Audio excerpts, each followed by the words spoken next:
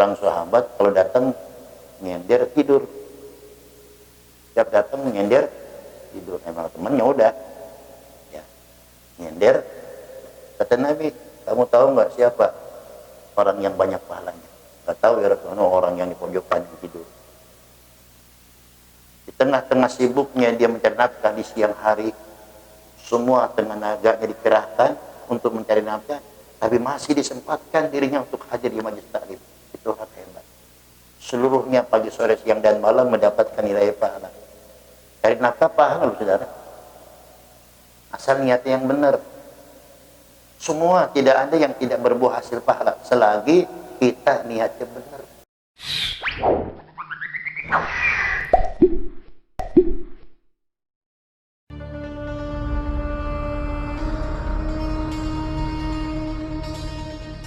Allahumma inna nas'alukal futuh wal munuh wal rusuh wa tawbatan nasuh wa salahal jasadi wal ruh.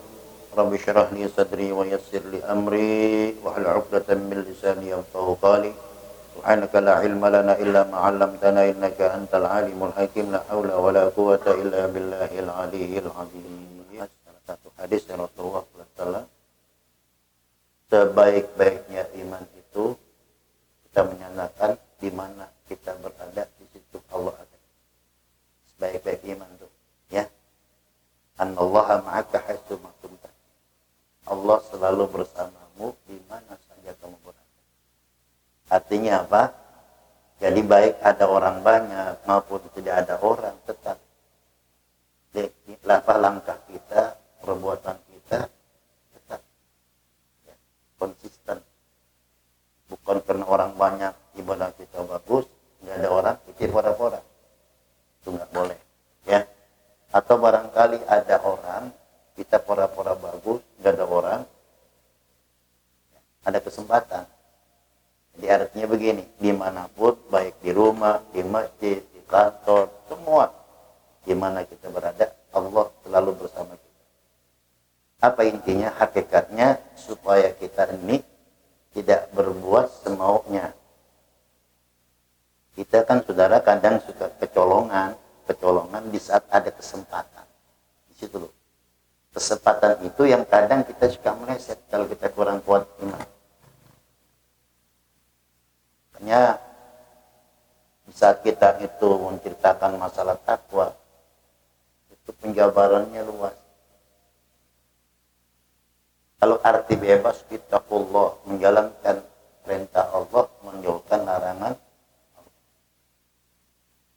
Di dalam isi takwa itu ada namanya, ya, istihya, punya rasa malu. Ini sebagian daripada ini. Nah, rasa malu ini, ketika Rasul mengatakan, punya rasa malulah kalian dengan sebenar-benarnya rasa malu. Kemudian sahabat bilang, saya punya rasa malu ya Rasulullah. Bukan begitu maksudnya. Yang dikatakan rasa malu kepada Allah, jangan sembarangan berbuat, jangan sembarangan kita berkata, jangan sembarangan kita memakan, jangan macam-macam. Kenapa? Sebab ketidakadaan pandangan orang itu di saat sunyi itu, itulah saatnya bagaimana caranya kita menerapkan iman secara sungguh-sungguh. Kan pribadi kita sendiri yang tahu, ya. Atau contoh, kalau kita makan rezeki Allah, kita nggak pernah menjalankan perintah Allah, punya perasaan malu. Rezekinya kita makan, perintahnya kita nggak jalanin, malu nggak tuh? Malu. Yang punya rasa malu. Makanya sebagian daripada iman itu punya rasa malu. Al-iman, al-haya minal iman. Itu berapa banyak nikmat yang Allah berikan kepada kita sekalian. Sehingga banyak apa-apa yang diperintahkan oleh Allah kepada kita, ini banyak yang kita khianatin, banyak yang kita tinggalin. Hingga cabang iman itu ada 70 cabang. Ya. Pernah saya singgung. Jadi cabang iman itu ada 70 cabang. Satu saja kita tinggalkan, iman kita kurang sempurna. Bukan gak beriman, tetap beriman. Satu contoh. Kalau kita ketemu teman kita suka ngucapin salam nggak? Assalamualaikum. Suka nggak? Kadang-kadang. Kemana kagaknya ngerjainnya. Nah itu. Nah sementara itu salam itu bagian daripada iman, cabang daripada iman. Nah kalau kita tinggalkan berarti kurang tuh iman kita. Sehingga kedudukan iman itu tidak bertambah, tidak berkurang. Ya.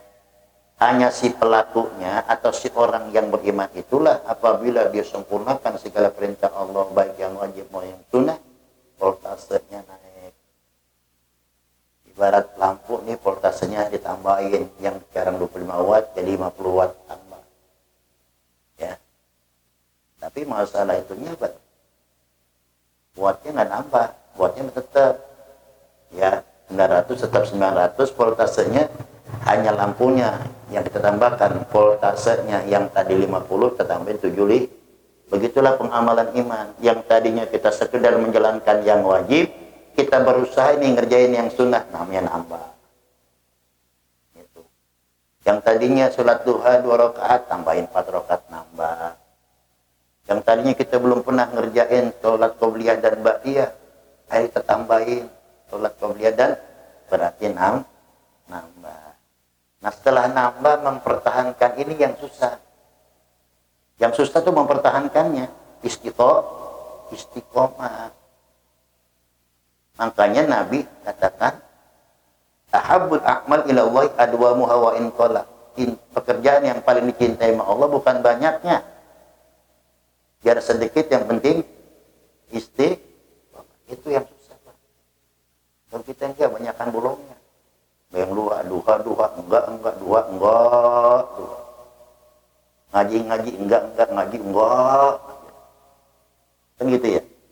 Ini bukan nyinggung, emang begitu kenyataan. Istiqomah itu berat.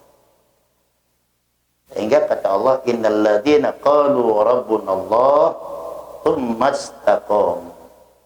Sesungguhnya orang-orang yang menyatakan Tuhan kami adalah Allah. Berarti dia beriman.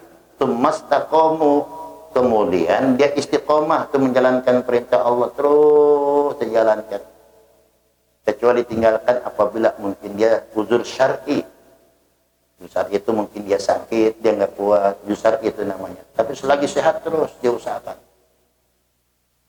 Nah setelah kita istiqomah baru tatanazzalu alaihimul malaikat. Maka turunlah beberapa malaikat. Ngapain tuh malaikat turun kepada orang istiqomah? Memberikan kabar yang datangnya dari Allah. Allah takhafu wa la tahzan. Jangan khawatir, jangan bingung hidup ini. Dirimu sudah kau serahkan semua kepada Allah. Ibadah kamu itu merupakan tanggung jawab Allah untuk diberikan perhatian buat kita. Allah takhafu wa la tahzan. Jangan bingung, jangan takut hidup. Semua diatur sama Allah. Kan kita bekerja sama syariat doang. Ada yang kerja nggak dapat duit, ada yang di rumah dapat duit, mau ngomong apa? Kan Allah yang ngatur. Ada kadang-kadang orang udah pensiun, tenang dia hidupnya. Banyak kan udah pensiun, waktu udah kerja. Ada juga sebaliknya, waktu kerja dia betul banget. Pas pensiun stres. Jalan ngalor ngidul, ngetan ngulur, ketemu apa aja ditendang-tendangin. Hampir deh. Hampir di pos lontar teriak, yuk pulang satu. Kan gitu saudara sekalian. Kenapa? Sebab mereka tuh nggak sadar semasa saya kerja saya nggak bisa berbuat semacam ini. Sekarang sudah pensiun, tebus kekurangan, itu bagus namanya. Ya nggak? Jangan kerja nggak sempet, udah kerja yang nggak sempet juga, mau kapan sempetnya? Saya punya teman, sibuk orang, dia punya 3 perusahaan, kadang-kadang keluar negeri. Tapi dia kalau makan di rumah gitu, tiap hari Minggu dia ikut kegiatan sholat subuh misalnya. Dia orang gedongan nih. Dia bilang, kalau saya nggak begini, Pak Ustadz, kapan kenalnya masyarakat ini? Artinya di tengah-tengah rasa sibuknya dia, tapi disempatkan diri dia untuk apa? Untuk ibadah, silaturahim. Itu hebat. Kan ada cerita saudara sekalian, ada seorang sahabat kalau datang nyender tidur. Setiap datang nyender tidur. Emang temannya udah ya, nyender. Kata Nabi, kamu tahu nggak siapa orang yang banyak pahalanya? Nggak tahu ya Rasulullah, orang yang di pojokan tidur. tengah-tengah sibuknya dia mencari nafkah di siang hari, semua tenaganya dikerahkan untuk mencari nafkah, tapi masih disempatkan dirinya untuk hadir di majelis taklim. Itu hak hebat. Seluruhnya pagi, sore, siang, dan malam mendapatkan nilai pahala. Cari nafkah pahala, saudara. Asal niatnya yang benar. Semua tidak ada yang tidak berbuah hasil pahala selagi kita niatnya benar. Bahkan terkadang dibalik Allah, ada orang urusan dunia menjadi amal akhirat jadi dunia. Saudara kerja, pasang niat yang benar. Ya Allah, saya niat kerja menggugurkan kewajiban saya untuk cari nafkah buat keluarga, biar saya bisa ibadah. Ya Allah, pahala tuh. Pahala. Tapi ada orang kelihatannya ibadah, tapi menghasilkan dunia. Pahalanya kagak ada. Kenapa? Sebab yang dikejar semata-mata materi. Yang menguntungkan disitulah yang saya ambil. Kelihatannya berlaku apa bertingkah dengan urusan agama, tapi hasil pahalanya nggak ada. Kenapa? Sebab salah niat dia. Itu yang kita ngeri, saudara sekalian. Ya. Apalagi nanti di akhir zaman. Ini kadang saya juga ngeri menyampaikannya. Bukan berarti nggak tahu-tahu. Kalau kita sampaikan seakan-akan kita melebihi ilmunya daripada mereka.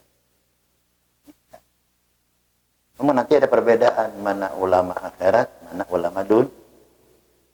Nah, kalau saya nerangkan semacam ini, apakah saya bagian ulama akhirat atau dunia? Wallahu a'lam, Allah yang ini. Kalau kita melangkah barangkali ngajar, ceramah, sekedar untuk mencari nafkah dari perbuatan tadi, kan dunia dengan cara. Ntar kita minta, ya Allah pahala saya mana? Loh, kami dibayar itu. Sudah. Kan yang ngeri begitu sudah. Maka saya nggak pernah minta, nggak pernah target. Dikasih alhamdulillah, saya terima. Enggak juga. Buat andor. Tanyain. Ini peribahasa saudara sekalian. Sekedar kita menggugurkan kewajiban, tapi jangan jadikan target. Paham ya? Sehingga Masya Allah banyak orang yang berapa sih kalau makan mendang duit, nggak bisa begitu. Jangan. Saya nggak pernah jual ilmu. Dikasih. Ya syarah alhamdulillah. Nggak dikasih. Barangkali saya menurut juga. Kenapa? Minimal begini, saudara. Kita saling mengerti. Ini kadang begini. Ada orang itu saking terlenaknya urusan duniawi sehingga dia lupa kewajiban untuk memberikan ilmu kepada orang lain. Ini yang kita ngeri. Ya, sebab ada orang yang dititipkan ilmu agama dengan ilmu tersebut supaya orang diajak untuk melakukan kebaikan. Tapi ilmunya nggak diterangkan, nggak diajak orang lain untuk berbuat kebaikan, maka orang tadi pengkhianat ilmu, kitmanul ilmi, menyembunyikan ilmu. Hanya kata Nabi, silakan kau sampaikan sekemampuan kamu. Umpama nih, kita bisa bismillahirrahmanirrahim. Ajarin orang biar bisa baca bismillah. Saya bisa, biar tambah fasih lagi. Yang penting gugurkan kewajiban untuk berikan ilmu. Nah sekarang yang nggak bisa belajar, jadi kita masing-masing mengisi kekurangan dan kelebihan. Tidak patut bagi yang punya ilmu tidak memberikan pelajaran untuk orang lain. Tidak patut kuda bodoh diem aja nggak mau belajar. Ya, kalau kata ulama, wala ya'uqanka an-talab, jangan punya gengsi waktu ngaji. Ilmu agama beda dengan ilmu umum. Kita ilmu agama ngajak ngaji cucu kita, pantas nggak? Pantas. Tapi sekarang dibalik, cucu kita ngajak ke sekolah SD, pantas nggak? Sekolah, bareng-bareng sekolah di sini, pantas nggak? Nggak pantas. Itu memang beda. Tapi ilmu agama nggak begitu. Kita sengaja mencontohkan kebaikan buat cucu kita, bareng-bareng ngaji. Kadang-kadang engkongnya kalah. Dia lupa, anak ingat, cucu ingat. Kong, tadi ngaji kong, kalau makan baca bismillah. Kong baca bismillah, iya gue lupa tuh. Bisa aja. Itulah kemuliaan dan kehebatan daripada ilmu agama. Nah ini termasuk pengamalan ilmu. Nah, itu tambahan. Masih banyak lagi keterangan iman yang lebih luas lagi. Globalnya. Karena malam ini pengajian kita, afdhalud du'ai an tas'ala rabbakal 'afwa wal 'afiyah fid dunya wal akhirah. Sehebat-hebatnya doa